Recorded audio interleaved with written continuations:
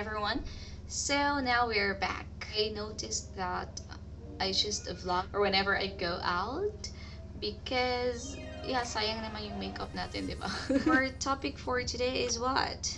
Questions about living here in Japan, because as you know, it's my 4th year here in Japan.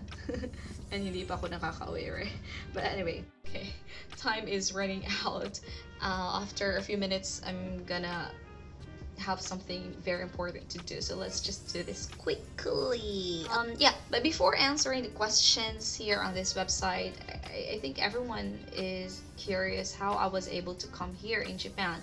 So I think you know that now I'm a kindergarten English teacher, and then before I was a salesperson slash administrative staff slash everything. I was able to come here because of my own dream. And yeah, let's be serious. Law of attraction. Shut up. I was an online English teacher like around 10 years ago. I met my very first student. He is a CEO of a company. He asked me for advice, some pieces of advice for his business, and he also asked me for editing and to edit his emails to his customers abroad. He liked my work and I was like his advisor. So I didn't have such kind of high knowledge, but he trusted me. And then one day he asked me to come here because he said, "Sayang, it's a waste. You're a waste if you're just there." That's it. Okay, so now let's answer the questions. Okay.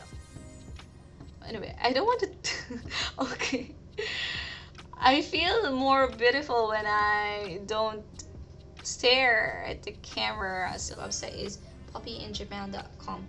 Okay, so let's get started. Okay, the first one, you have to learn Japanese to live there. It depends on many things, like how long you're gonna live here. Where are you gonna live in? Is it in a city or in a rural area, like that? But as for me, I think it's a necessity. If you really want to have a very good experience in Japan, you want to communicate with the locals, right? You want to experience many things. So at least at the conversational level, please learn the Japanese language. It's really difficult to learn a new language. I know, I understand, because I'm having a kind of paghihirap difficulty now. If you can't speak Japanese yet, then it's okay. Just do your best. As time goes by, you'll be able to learn the language, right? I came here with the N5 level. There was a translator in the sales. Mind you, it was a sales job. It was really difficult because I had to study technicalities and so on. I had to deal with my Japanese colleagues who barely speak English. Good for me, there was a translator, but I didn't want to rely on her. I always ask her, "Naka, kore, nanteimasu ka?" What's the meaning of that? What's she saying? And I always wrote the words or the translation. Is it expensive? Number 2, yeah, actually depends. Of course, Tokyo or big cities are expensive. At least the rent is like around 100,000, 80 to 100,000, and it's really 1LK or 1K apartment. But if you're in a share in a share house, it's hard to speak because my stomach is so full from the dinner. Okay, but if it's a share house, then of course it will cost you around 50,000 according to my friend in Tokyo. And if it's like a rural area, it's of course cheaper. Okay? My previous apartment was really rural and it cost around 26,000 yen. Oh, very cheap because it was an apartment owned by the city. My first apartment was around 45. Food and drinks. Alright, I'm just gonna give you a clue. One piece of banana in the Philippines is like 1 to 5 pesos, right? But here, one piece is like 100 yen. Or 3 pieces, like that. So it depends. Fish, it actually depends. At first, I really found it's expensive. But as time went by, I realized that I could afford.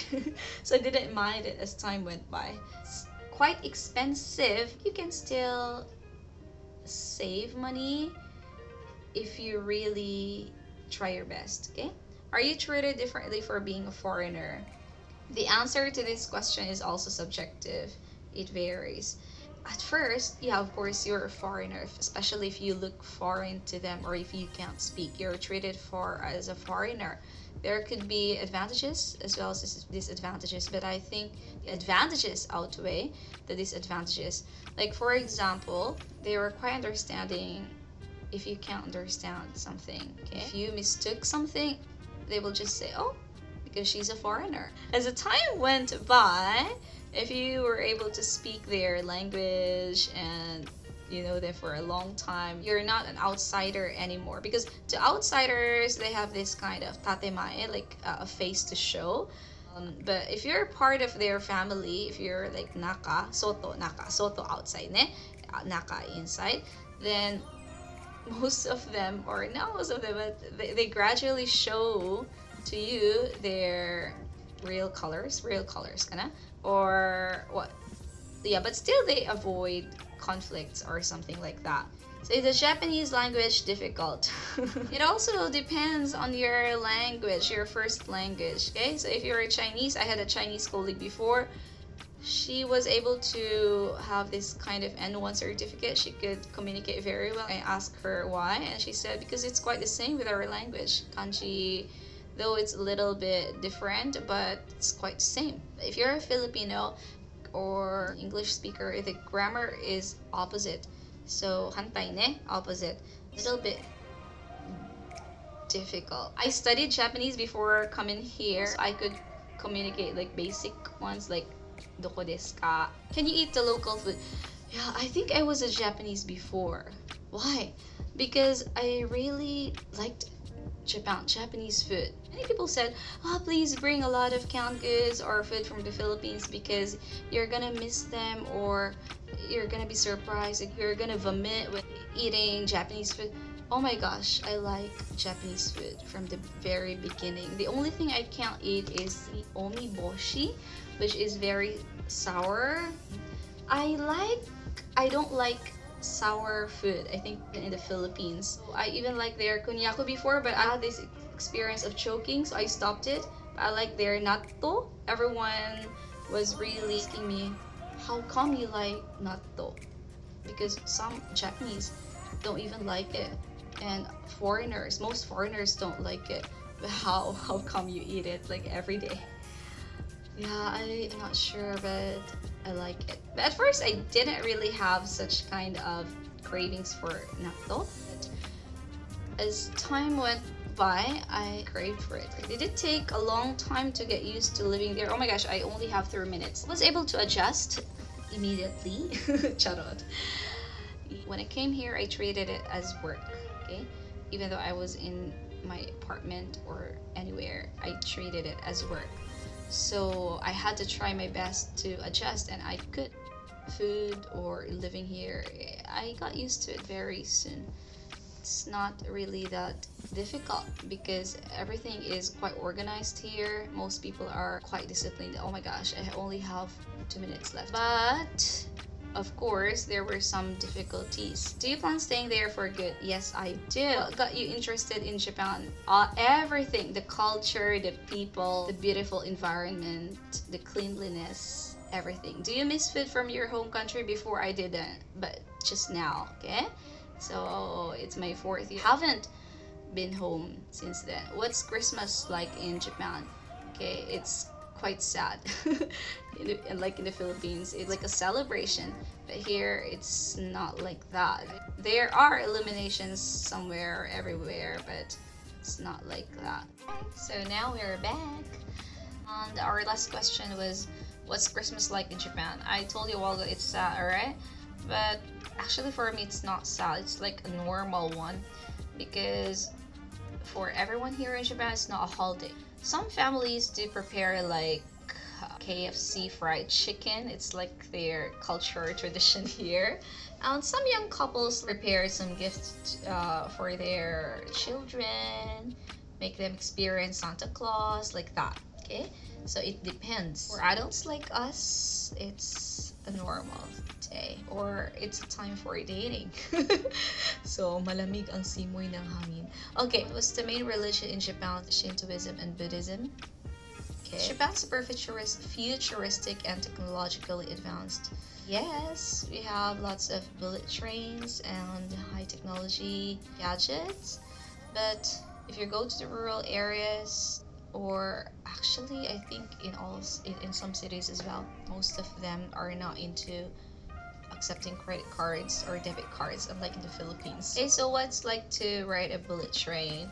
It's like you're in the airplane. It's good. Like riding a bullet train. What's the climate like? So it depends on where you are in Japan. If you're in the north or eastern, western, and the southern part. So in the north, it's a little bit colder. Okay, and we have 4 seasons here: winter, okay, spring, summer, and autumn or fall. Summer here is too hot or humid compared to that in the Philippines, and winter here is dry. The most comfortable season for me is haru or spring, and aki or fall. Okay, but my most favorite is the fall because you can see very good scenery. It's very beautiful. Like it's orange, it's brown, there's foliage everywhere. Okay, when's the best time to travel there? So it depends on you. If you want to ski, then yeah, go in winter season. But I think it's autumn because there are a lot of very delicious food in autumn. Yeah, they have seasonal foods here in Japan, but I like autumn the best. What provided the most amount of culture shock? Okay, I think everything was a culture shock if you didn't really study Japan. Even though I studied a little bit about it or some about it, it still shocked me when like people was so good in front of you, but afterwards they say something bad. They're so good, most of them are so good at avoiding fights or showing the best sides of them. Okay, where is the best place to live in Japan? It depends on you, but I think it's the western region, like for example Himeji, Osaka, like that, because it's not really that expensive compared to Tokyo, and there's not so much snow. All right, so I think that's all, and I answered some of the questions there though I skipped some because this video is taking so long. So if you have some questions for me to answer, just feel free to comment down below. And yeah, thank you. I hope you were able to get some hints about how life or how living Japan is. Good luck in your future life here in Japan. Yeah, God bless. See you and thank you for watching. Bye-bye. Bye-bye.